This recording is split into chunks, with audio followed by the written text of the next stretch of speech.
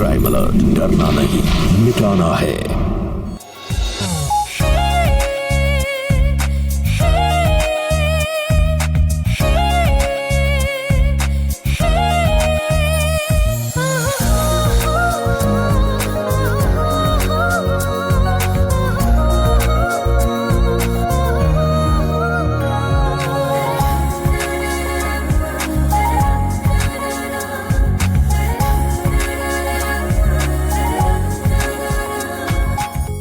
एकदम परी लग रही है हमारी गुड़िया बिटिया।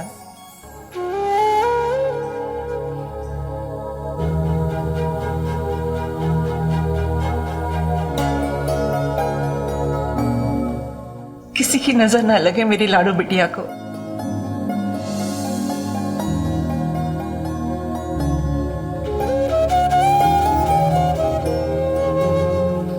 हमें तो यकीन ही नहीं हो रहा है कि तुम्हारी शादी इतनी जल्दी हो रही है, और वो भी इतने बड़े घर में।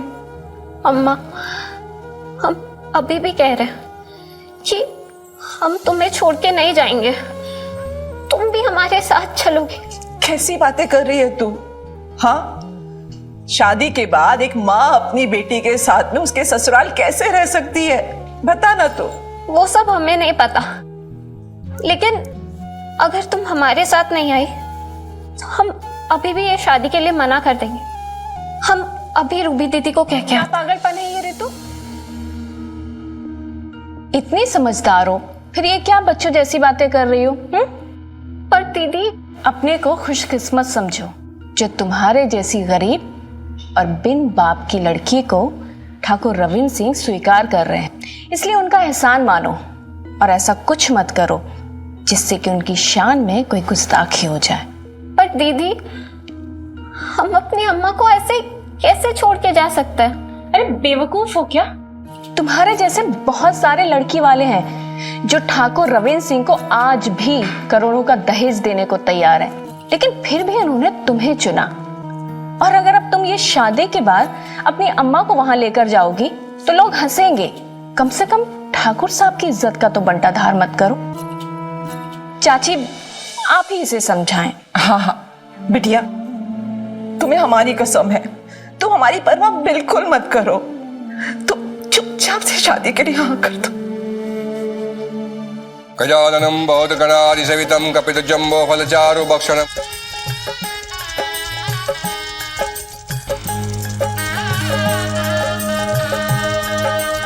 अब वर वधू वरमाला के लिए खड़े हो जाइए।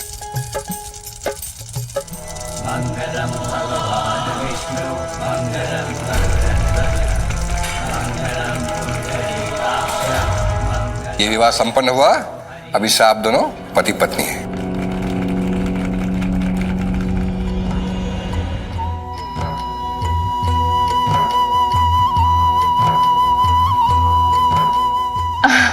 चाची, ठाकुर साहब नियम के बड़े पक्के हैं। उनके ज्योतिषी ने कहा है कि आपकी बेटी का गृह प्रवेश आज रात को ही होना है।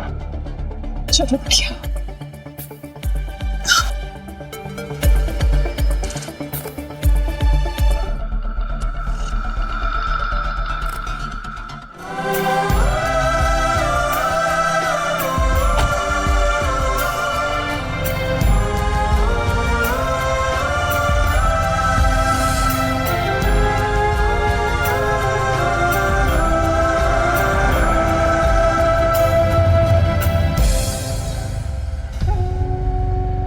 पानी पियोगी?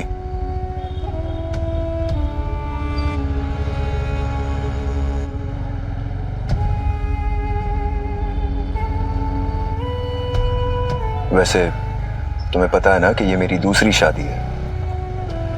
जी। और क्या क्या पता है तुम्हें मेरे बारे में? मैं बताता हूं। दरअसल आज से 1 साल पहले एक कार एक्सीडेंट में मैंने अपने पत्नी और बच्चा दोनों को खो दिया। उनके जाने के बाद मेरी जिंदगी बेरंग सी हो गई है। उम्मीद करता हूं कि तुम मेरी जिंदगी फिर से खुशियों से भर दोगी।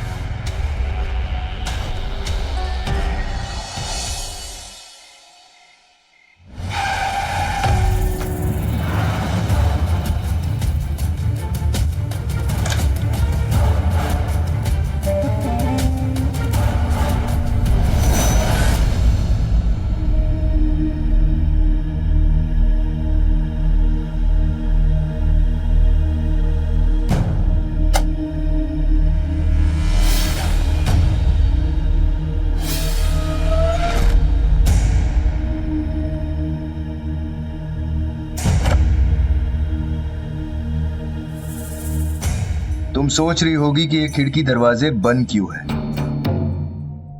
दरअसल हमारे परिवार की प्रथा है कि नई दुल्हन को बुरी नजर से बचाने के लिए उसे कुछ दिनों तक अलग रखा जाता है। तुम भी कुछ दिनों तक यहीं रहोगी। जी लेकिन घबराओ मत, मैं हूं ना तुम्हारे साथ। आओ तुम्हें घर दिखाता हूं।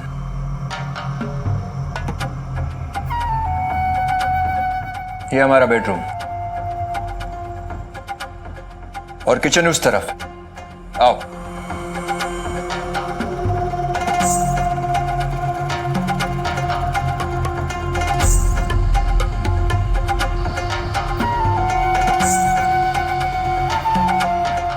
तुम्हारा किचन।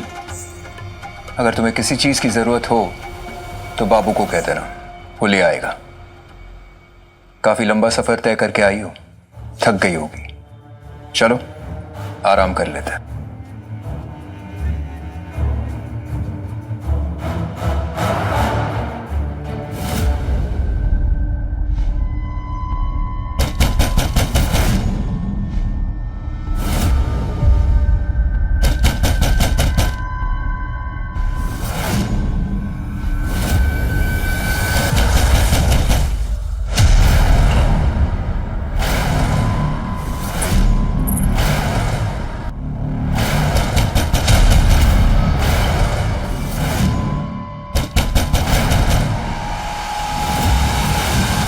वहां क्या देख रही हो? जी लेकिन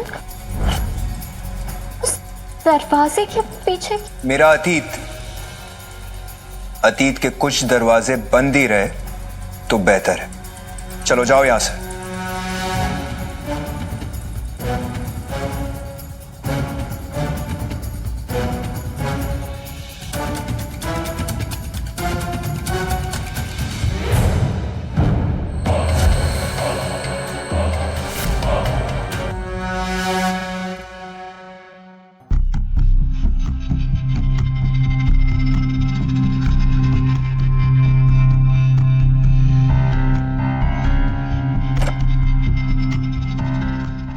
जी सुनिए, मैं आपसे कहना चाहती थी कि आपने जो मुझे बताया वो सुन के मुझे बहुत बुरा लगा, और मैं आपसे कहना चाहती थी कि मैं आपका साथ हमेशा निभाऊंगी।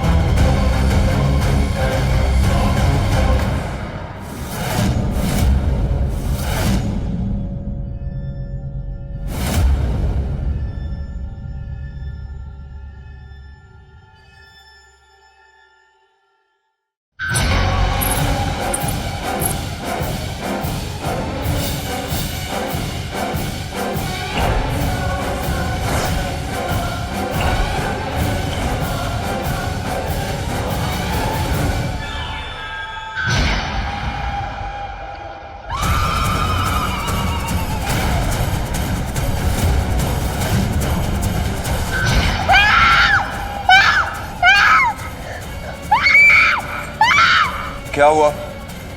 और यहां क्या कर रही हो तुम?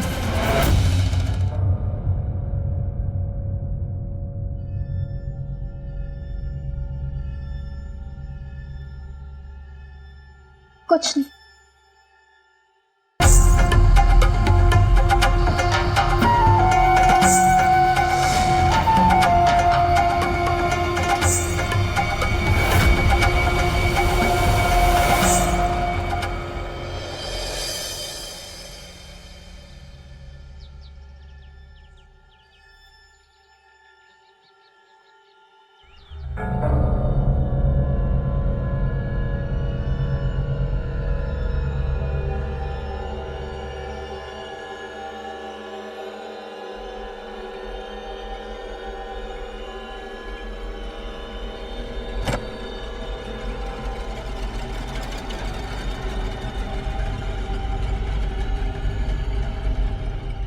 रवि जी मुझे अकेला छोड़ के कहाँ चले गए?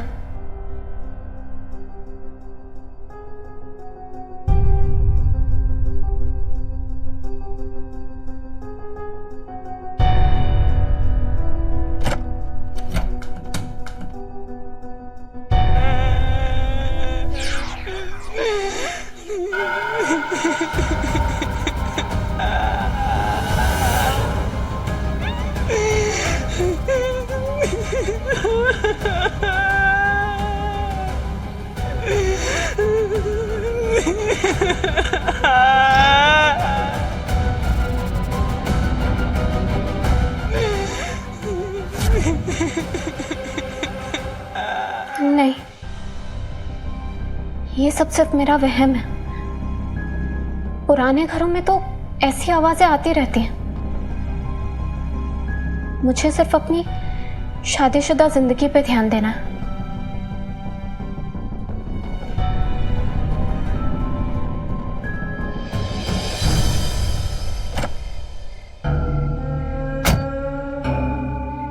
रवि जी, आप आ गए?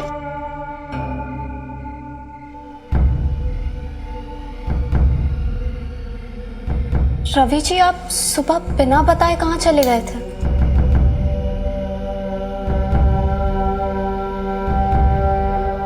मैं आपके लिए खाना बना रही हूँ। मैं खाना खा के आया हूँ। तो चाय बना दूँ?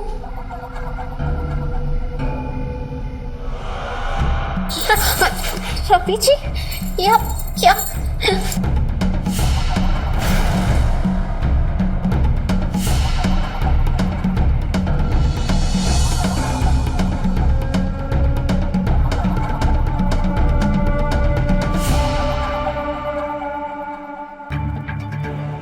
रवि जी, आप कहीं जा रहे हैं? दिल्ली जा रहा हूँ, एक टेंडर का काम है। 2-3 दिन में आ जाऊंगा। जी, वो मुझे आपसे कुछ बात करनी थी। बोलो। वो मुझे यहाँ ऐसे कैद रहना अच्छा नहीं लगता। तो तुम क्या चाहती हो? हम रीति रिवाजों का सम्मान करना छोड़ दें? हाँ? नहीं रवि जी, मेरे कहने का बस, कुछ कहने सुनने की जरूरत नहीं है। और वैसे भी ये सब जो भी है ना, कुछ ही दिनों के लिए।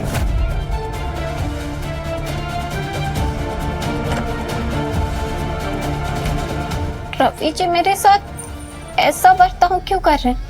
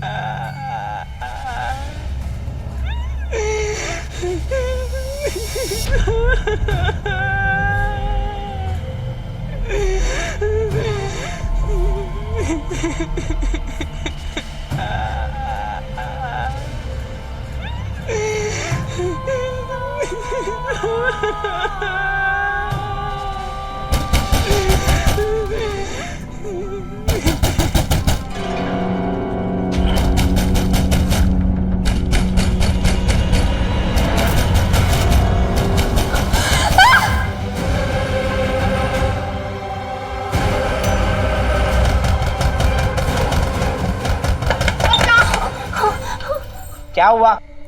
वहां पे इधर। ठीक है, दिखाओ मुझे।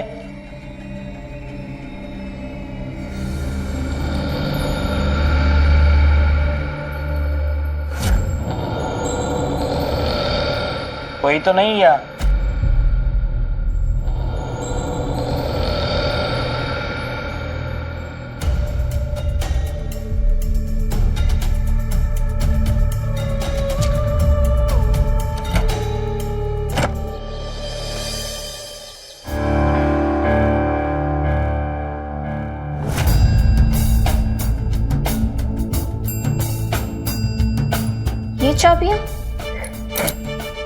चाबियां तो सारे घर की लगती हैं।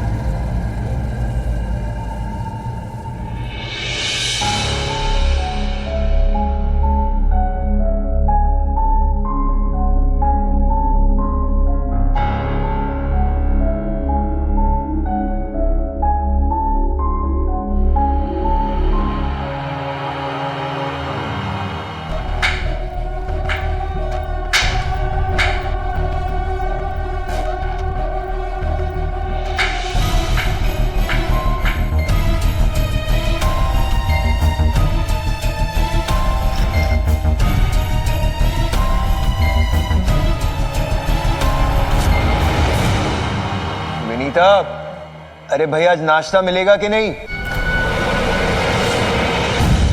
दिल्ली जा रहा हूं, एक टेंडर का काम है, 2-3 दिन में आ जाऊंगा।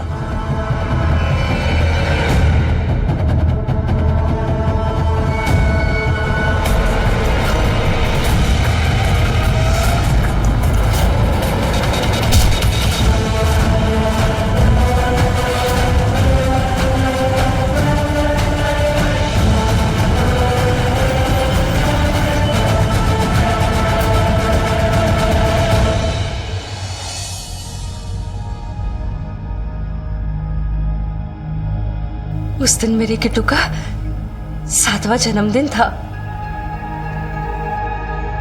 हम उसका जन्मदिन मनाने गए थे। मेरे किट्टू को ना आइसक्रीम बहुत पसंद थी, तो उसके पापा है ना रवि, वो दुकान में उसके लिए आइसक्रीम लेने गए। मेरा किट्टू ना बहुत जिद्दी था, उसे गाड़ी से उतरकर आइसक्रीम लेने जाना था दुकान में, लेकिन मैंने उसे कहा कि नहीं, तू गाड़ी से कहीं नहीं उतरेगा। बच्चा था ना, तो वो इतनी सारी आइसक्रीम देख के कंफ्यूज हो जाता था, तो मैंने उसे कहा कि तू कहीं नहीं जाएगा, और मैंने उसे गाड़ी में ही बिठा दिया और मैं अपने लिए कोल्ड ड्रिंक लाने वही दुकान में चली गई। और कुछ ही कदम चल के हमें एक धमाका सुनाई दिया। एक गाना हमारे गाड़ी को रोक दिया था, और उसमें मेरा किट्टू, मेरा बच्चा मर गया। ये सब मेरे गलती थी, मुझे आना चाहिए था। निशा, क्या हुआ?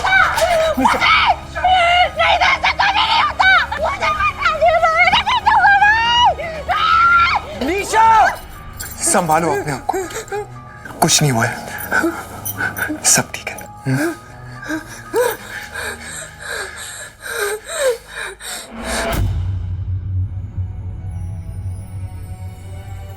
ये दुख पैदा होने के बाद उस डॉक्टर ने मुझसे कहा कि मुझे कुछ अंदरूनी कमजोरी है, और उसकी सलाह पर मैंने एक ऑपरेशन करा लिया।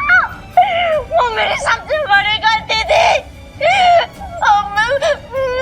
माँ कभी नहीं बन सकती, माँ कभी नहीं बन सकती ना रवि, माँ कभी नहीं बन सकती, नहीं बन सकती अम्मा। सब मेरी गलती थी, सब मेरी गलती थी। पर तुम माँ बन सकती हो। तुम मुझे मेरा किट्टू वापस लाकर दोगी ना? दोगी ना? हाँ दोगी ना? हाँ हाँ दोगी। रवि, तुमने मुझसे वादा किया था ना कि तुम मेरा किट्टू वापस लाकर दोगी मुझे।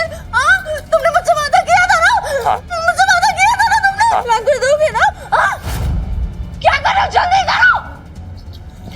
मुझे मेरा किट्टू चाहिए, चाहिए।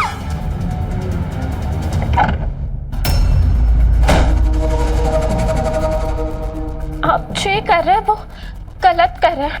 आपने मुझसे झूठ बोल के शादी की। अगर आप मेरे पास आए तो मैं शोर मचा दूंगी। जितना मर्जी है चिल्ला, तेरी आवाज इस चार दीवारी में घुट कर रह जाएगी। और वैसे भी मैं तुम्हारा पति हूँ।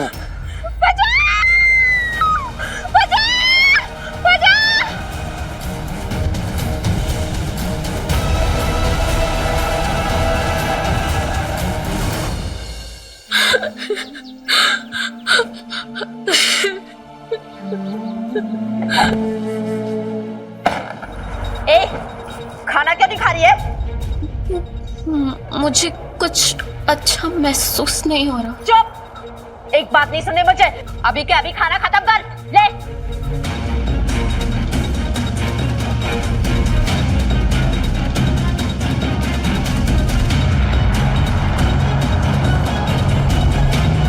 अब क्या नया ना? ए, क्या हुआ?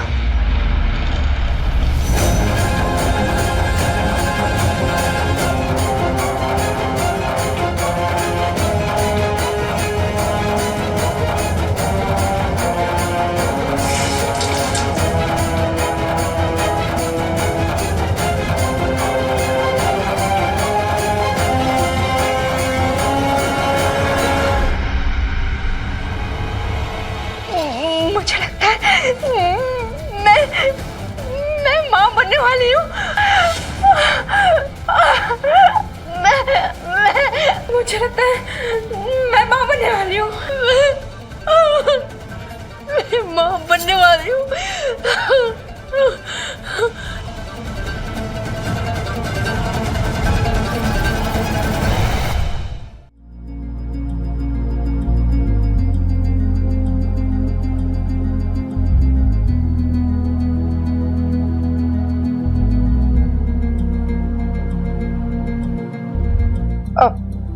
डॉक्टर, ये बधाई हो, ये पेट से।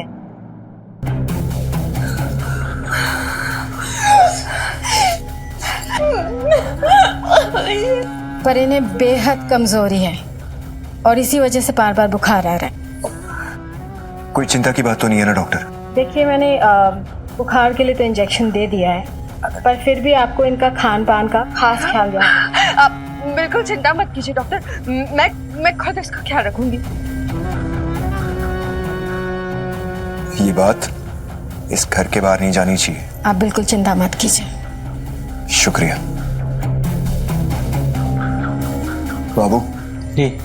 इनके रहने का इंतजाम करो। Thank you.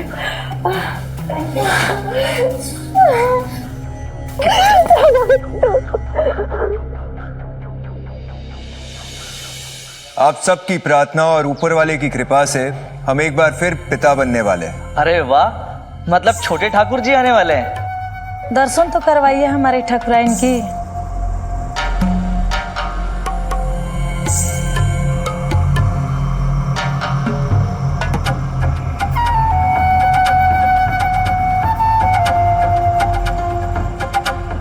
नजर ना लगे हमारे ठकुराइन को।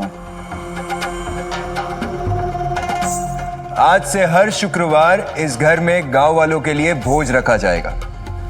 आप सब सादर आमंत्रित हैं। ठाकुर साहब की जय, ठाकुर साहब की जय, ठाकुर साहब की जय, ठाकुर साहब की जय, ठाकुर साहब की जय, ठाकुर साहब की जय।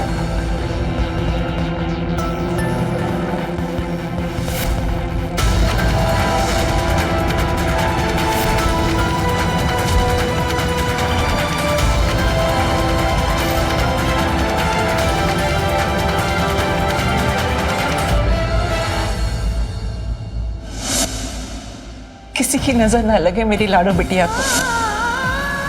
तुम देखना, वहां तुम राज करोगी। बस एक बार तुम वहां का राजपाट संभाल लो।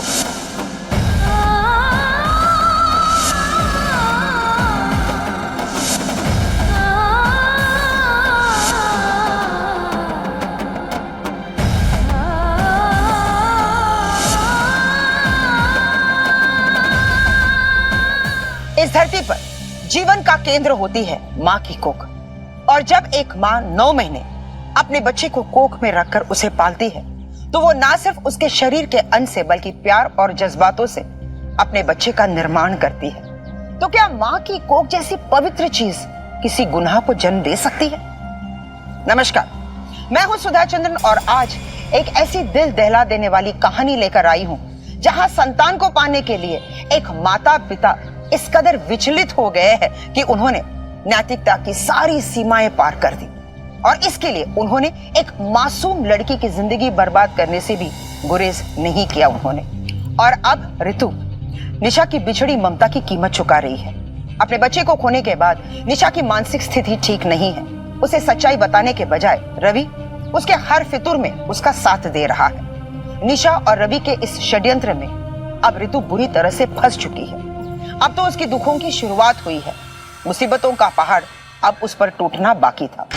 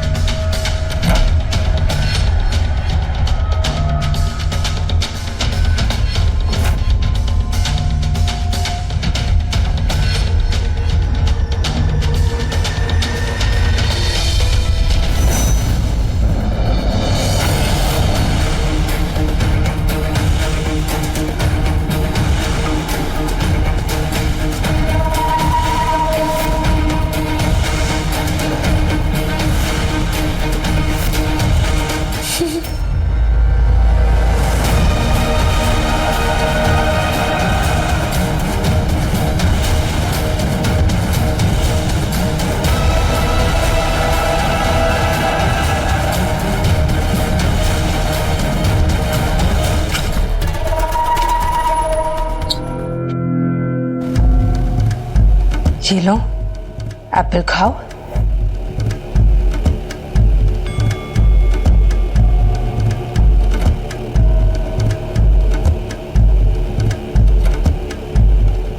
मालकिन साहब आपको बुला रहे हैं।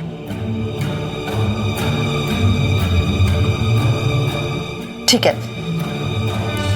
तो में से ये पूरा फल खिला देना।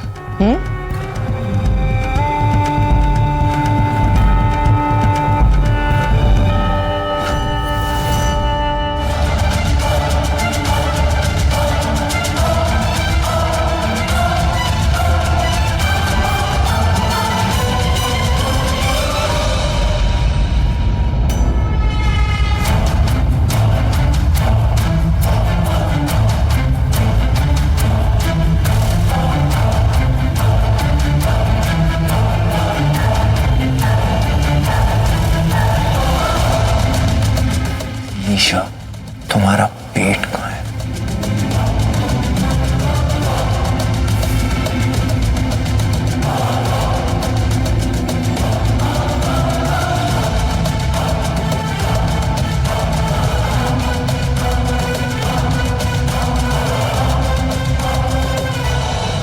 सुनो, मुझे बाथरूम जाना है। देखिए, पहले आप इसे खा लीजिए, उसके बाद जाइएगा। तुम इंसान हो? मैं तुम्हारी मालकिन की तरह तुम में भी इंसानियत मर चुकी है। देखो, मुझे जाने दो, नहीं तो मैं तुम्हारी मालकिन को बता दूंगी कि तुम इस बच्चे को गाली दे रही थी। अरे बाबा, इतना भड़क क्यों रही हो? ठीक है, चले जाओ आप।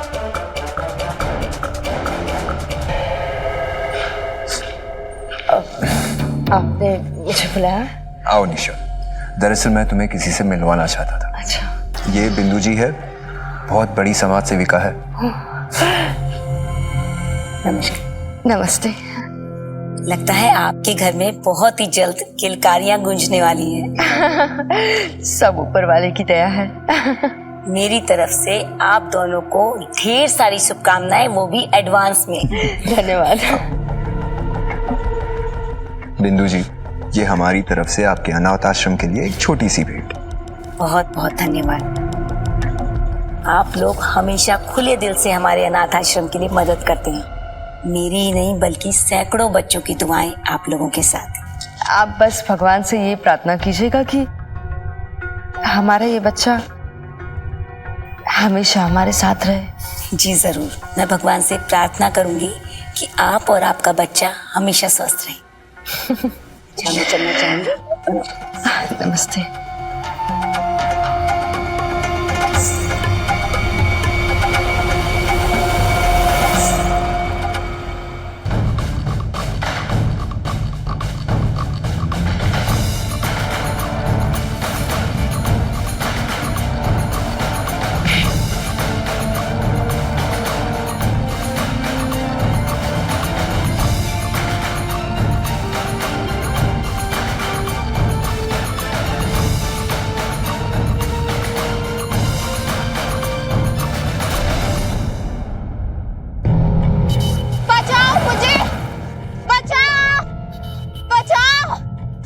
ड्राइवर गाड़ी रोको। बचाओ। क्या हुआ बेटा? मेरी मदद करो। किसने की तुम्हारी हालत? उन लोगों ने मुझे कैद करके रखा। किन लोगों ने बेटा? हाँ बोलो। अरे बेटा संभाल के, पानी संभाल के। मैं तुम्हारे लिए पानी लाती हूँ। बैठ जाओ बेटा, ध्यान से।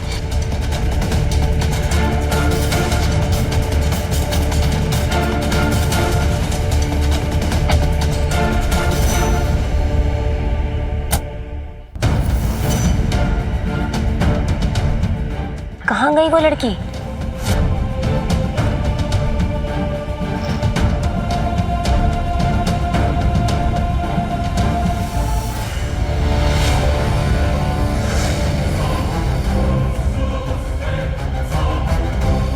अरे वो लड़की कहाँ गई?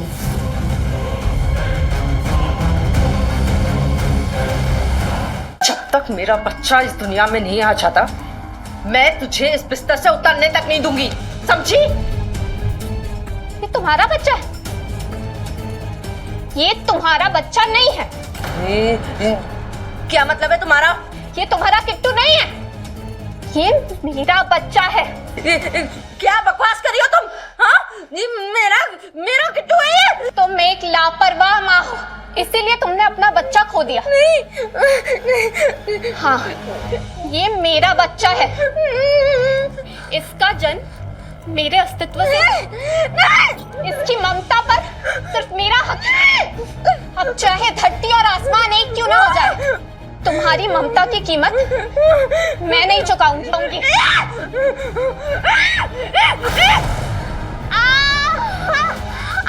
क्या हुआ? ये चिल्ला क्यों रही थी? रवि, मैंने गलती से इसे धक्का मार दिया। मेरा किट्टू, मेरा बच्चा। निशा, तुम डॉक्टर को बुलाना पड़ेगा। मेरा बच्चा। मातृत्व खुशियों और उम्मीदों के सपनों से एक औरत के दिल को भर देता है, लेकिन अफसोस ऋतु के लिए मातृत्व की ये जिम्मेदारी किसी घाव से कम नहीं थी, जहां उसकी मर्जी के खिलाफ रवि के बच्चे के लिए गर्भ धारण करने के लिए उसे मजबूर कर दिया गया था। और अब अपने खोए हुए बच्चे को पाने के लिए निशा और रवि इस कदर पथभ्रष्ट हो गए थे कि वो एक दोहरी जिंदगी जीने लगे।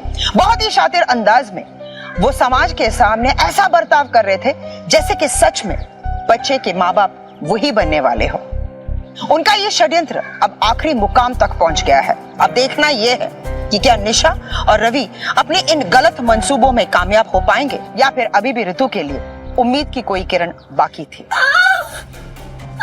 देखिए, हमें फौरन इन्हें हॉस्पिटल लेके जाना पड़ेगा और तुरंत ऑपरेशन करना पड़ेगा, वरना बच्चे की जान को खतरा हो सकता है। लेकिन हमें सब यहाँ जानते हैं, इसे किसी और शहर ले जाना होगा वरना हमारा भेद खुल जाएगा। हमारे पास वक्त नहीं है, पर एक चीज हो सकती है। पास के शहर में एक डॉक्टर है, मैं उनसे बात कर सकती हूँ। खर्चा थोड़ा ज्यादा जरूर आएगा, पर सारा मामला वो अच्छी तरह से संभाल लेंगे। देखिए, आप पैसे की चिंता मत कीजिए, बस मेरे बच्चे को कुछ नहीं होना। तो ठीक है, मैं बात करती हूँ।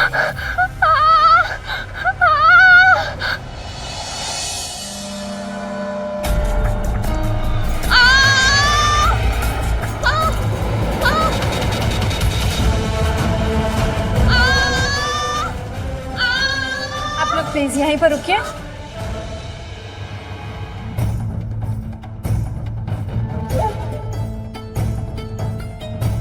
ये पेशेंट आप लोगों की क्या लगती है? मेरी पत्नी है। पेशेंट का नाम? निशा सिंह ठाकुर। आप एक काम करिए, आप मेरे साथ चलिए, हॉस्पिटल के फॉर्म्स भर दीजिए। ठीक है।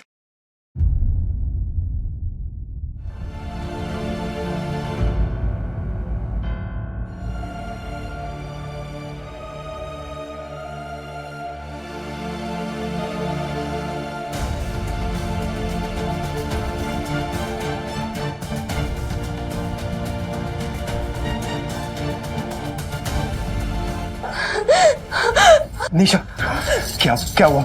रवि, 2 घंटे हो गए, अब तक कोई खबर नहीं आई। मेरा किटू ठीक तो होगा ना? पूछो ना डॉक्टर से, कुछ करो। तुम खड़े क्यों? सब ठीक होगा। नहीं, मुझे बहुत डर लग रहा है। मेरा बच्चा।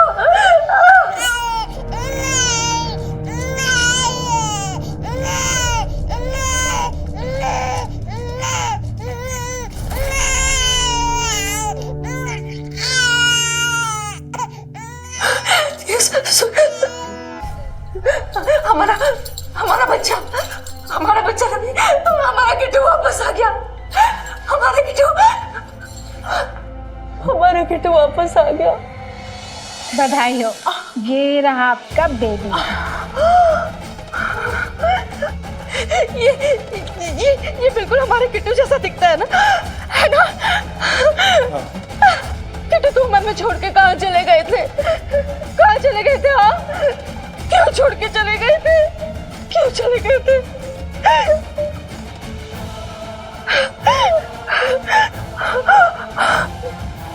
अब इनका क्या करना है?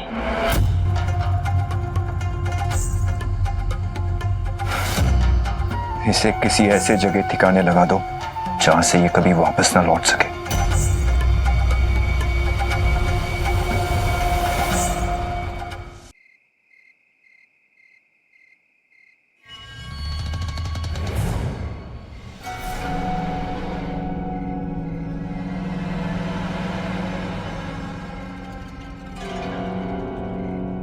मेरा बच्चा,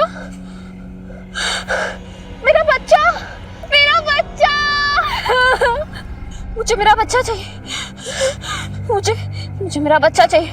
मुझे मेरा बच्चा चाहिए। मेरा बच्चा चाहिए।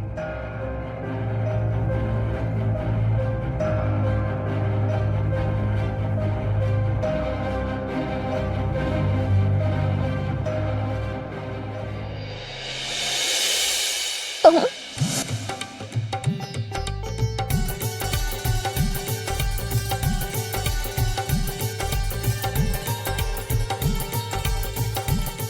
बंद करो नाटक। इंस्पेक्टर, ये क्या बदतमीजी है? ऐसे कैसे अंदर आ गए आप?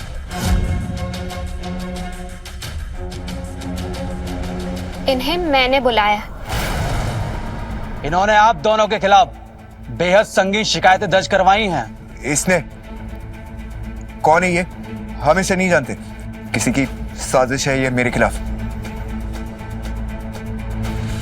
मुझे पता था आप जैसा बड़ा आदमी यही कहेगा, इसलिए हम पूरी तैयारी के साथ आए। 1 मिनट इंस्पेक्टर, आप कहना क्या चाहते हैं? हम नहीं जानते ये लड़की कौन है। हमारे पास आप दोनों के खिलाफ पुख्ता सबूत है, और सबसे बड़ा सबूत इस घर के अंदर है।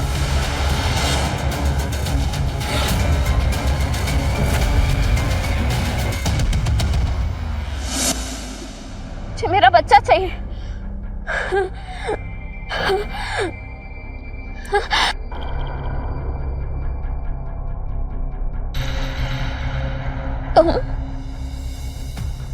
हमें माफ कर दीजिए। हमने पैसों के लालच में आकर पापियों का साथ दिया। जब आपका इस्तेमाल करके उन्होंने आपको इस तरह मरने के लिए छोड़ दिया, हमारी आत्मा से गवारा नहीं गया। मुझे मेरा बच्चा चाहिए। मुझे मेरा बच्चा दिला दो।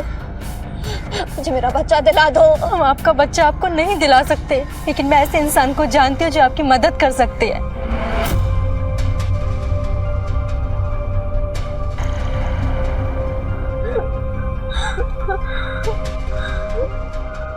विनीता के बयान के आधार पर हमने उस लेडी डॉक्टर को गिरफ्तार करके उससे पूछताछ की जिसने रितु की डिलीवरी करवाई थी। हमने बस थोड़ी तेज आवाज में बात की और उसने तुम दोनों का कच्चा चिट्ठा खोल कर रख दिया। और आप दोनों पति पत्नी के साथ इस घर के नौकर भी हमारे साथ जाएंगे।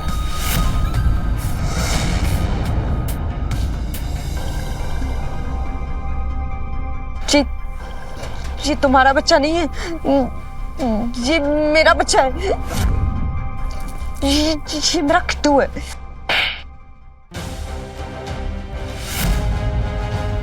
ये ना कभी तुम्हारा बच्चा था और ना होगा, क्योंकि ये मेरा बच्चा है।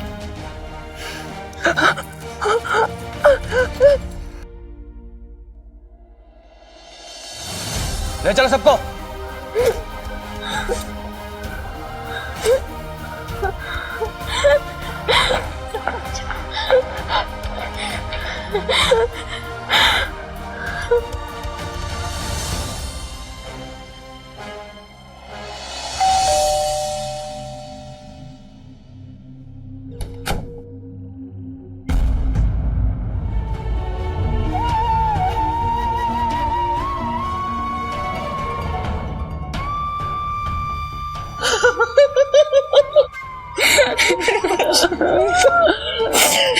कैसी